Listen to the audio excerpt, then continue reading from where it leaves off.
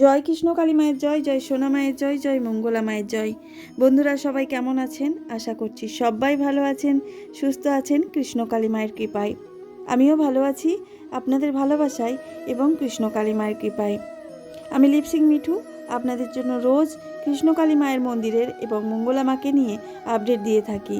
নতুন ভিডিওর মাধ্যমে আমি আপনাদেরকে কৃষ্ণ কালী মায়ের দর্শন করিয়ে থাকি, আর ভয়েসের মাধ্যমে আমি আপডেট দিয়ে থাকি। চলুন বন্ধুরা, স্কিপ করবেন না, সম্পূর্ণ ভিডিও দেখার অনুরোধ রাখলাম। যদি আমার এই ভিডিওটি কোনো নতুন বন্ধুর কাছে বা ভক্তের কাছে পৌঁছে থাকে, অবশ্যই চ্যানেলটিকে সাবস্ক্রাইব করে বেল নোটিফিকেশান অল করে রাখবেন, কারণ আমি রোজ কিছু না কিছু আপডেট দিয়ে থাকি আমার এই ভিডিওর মাধ্যমে। নোটিফিকেশানের মাধ্যমে আপনার কাছে পৌঁছে যাবে সরাসরি আমার এই ভিডিও। বর্ধমানের কৃষ্ণকালী মায়ের মন্দিরে যে পূজা অর্চনা হয়ে থাকে তা অন্যান্য কালী মন্দিরের মতোই প্রধানত তান্ত্রিক মতে এবং শাক্ত উপাসনা পদ্ধতির নিয়ম মেনেই পরিচালিত হয়। আমাদের মঙ্গলা মা এই কৃষ্ণকালী মাকে পূজা অর্চনা করে থাকে প্রত্যেক দিন। মাকে সুন্দর করে সাজানো, আলতা পরানো, টিপ পরানো, মাকে শাড়ি পরানো, সমস্ত কিছুই মায়ের হাত দিয়েই হয়ে থাকে, আমাদের মঙ্গলা মায়ের হাত দিয়েই। মঙ্গলা মা পেয়েছেন আমাদের কৃষ্ণ কালী মাকে অনেক সাধনার ফলে এই জায়গাটাই এসেছে। সবাই তেনাকে, সকল ভক্তরা তেনাকে ডাকেন মা বলে।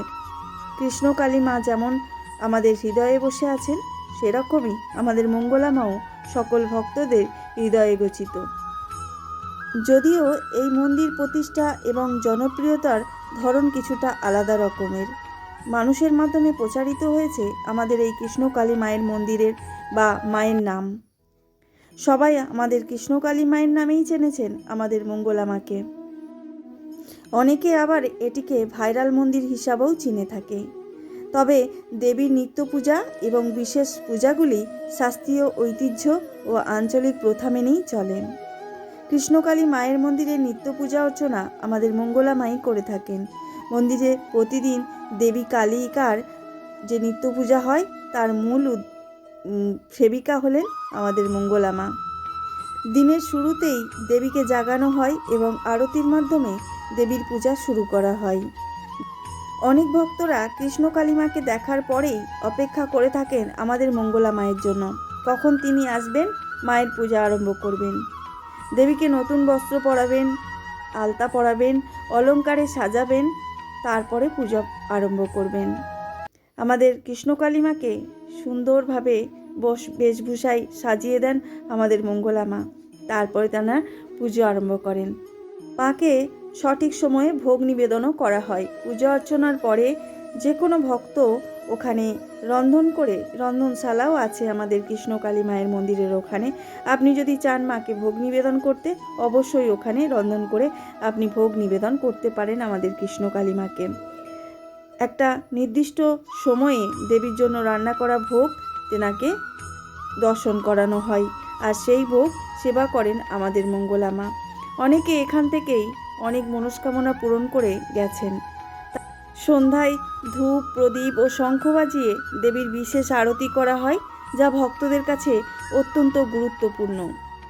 সত্যি কথা বলতে আমাদের এই কৃষ্ণকালী মা যেমন ভক্তদের মনস্কামনা পূরণ করে, তেমন গরিব দুঃখীদেরও অনেক সহযোগিতা করেন, সাহায্য করেন।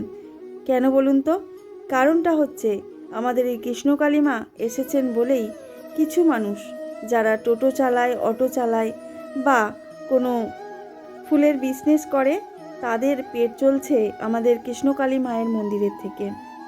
মন্দিরের আশেপাশে ফুল ব্যবসায়ী এবং টোটো অটো চালকদের জীবিকা সরাসরি মন্দিরের ওপর নির্ভরশীল এবং ভক্তদের আনাগোনার মাধ্যমেই তাদের পেট চলে। এই দুই ধরনের ব্যবসায়ীর উপার্জনের পদ্ধতি মাই ঠিক করে দিয়েছেন।